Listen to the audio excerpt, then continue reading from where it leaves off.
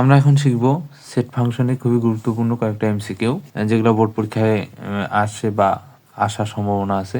এই কোয়েশনগুলো আমরা যে করার চেষ্টা করব। চলো হচ্ছে যে 1 নাম্বারটা কি বলতেছে আমাদের, যে পি ইকুয়াল 9, 10, 11, 12, 13, 14 হলে সেট গঠন পদ্ধতিতে পি এর সঠিক প্রকাশটা লিখো। তার মানে এটা আমাদের দেওয়া আছে হচ্ছে সেট তালিকা পদ্ধতিতে, আর প্রকাশ করতে হবে আমাদের কি সেট গঠন পদ্ধতিতে। তো দেখো আমাদের জিনিসটা কিভাবে দেওয়া আছে, জিনিসটা আমাদের দেওয়া আছে পি ইকুয়াল 9, 10, 11, 12, 13, 14, এগুলো একটা স্বাভাবিক সংখ্যা, ন্যাচারাল নাম্বার। তাহলে আমরা প্রথমে লিখবো সবগুলাতে দেখো x element N, x element N, x element N, x element N, এটা ঠিক আছে।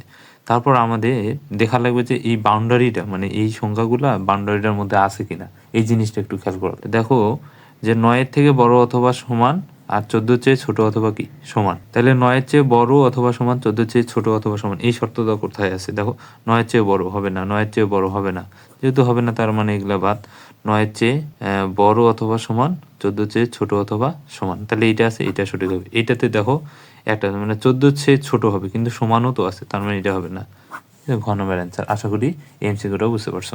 তো এখন হচ্ছে যে 2 নম্বরটা করার চেষ্টা করি। 2 নম্বরটা কি বলতেছে, ওয়াই যেন ওয়াই এলিমেন্ট হচ্ছে এন, মানে ওয়াই মানগুলো হবে ন্যাচারাল নাম্বার বা স্বাভাবিক সংখ্যা, এবং এখানে শর্ত দিছে যে 5-এর চেয়ে বড় অথবা সমান এবং 10-এর চেয়ে ছোট অথবা কি হবে সমান হবে, এটা হচ্ছে যে আমাদের শর্ত।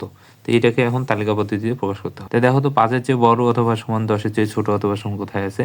তাহলে এই যে 5-এর চেয়ে বড় অথবা সমান, 10-এর চেয়ে ছোট অথবা কি সমান, তাহলে এখানে এটাই আমাদের সঠিক।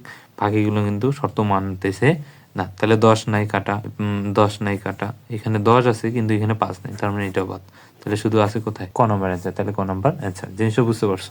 এটা হচ্ছে ঢাকা বোর্ড 2000 কত সালে? 25 সালে। দেখো কত সহজ প্রশ্নটা। তারপর হচ্ছে 3 নম্বরটা আমরা দেখি। তো দুইটি সেট এ ইকুয়াল, মানে দুইটি সেটের মধ্যে এ হচ্ছে 1, 2, 3, বি হচ্ছে কত এ, বি, 2, এর ক্ষেত্রে এ ইন্টারসেকশন বি এর প্রকৃত উপসেট বের করতে হবে। তার মানে আমাদের এ ইন্টারসেকশন বি এর মান বের করতে হবে, তারপর ওই মানটা থেকে আমাদের কি বের করতে হবে? প্রকৃত উপসেট। তো চলো আমরা এ ইন্টারসেকশন বি এর মানটা আগে বের করি। এ ইন্টারসেকশন বি এর মানটা কি হবে বলো তো? এ ইন্টারসেকশন বি এর মানটা হবে, তাহলে দুইটার মধ্যে কি কমন আছে, মানে কমন উপাদান কি? 2 আছে না? দেখো 2 এখানেও আছে, এখানেও আছে, তাহলে এ ইন্টারসেকশন বি এর মান হবে কত? 2।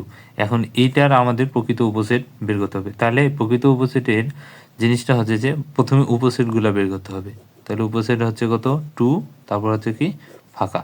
আর এই দুইটা হচ্ছে উপসেট এই সেটের। এখন প্রকৃত উপসেট হচ্ছে যে যেই সেটটা থেকে যে উপসেটগুলো পাওয়া যাবে সেই উপসেটগুলো আমাদের বাদ দিতে হবে, তাহলে থাকে কি ফাঁকা। তার মানে এইটার অ্যান্সার হবে হয় এটা, নাহলে কি হবে এটা। আশা করি জিনিসটা বুঝতে পারছেন খুব সহজে।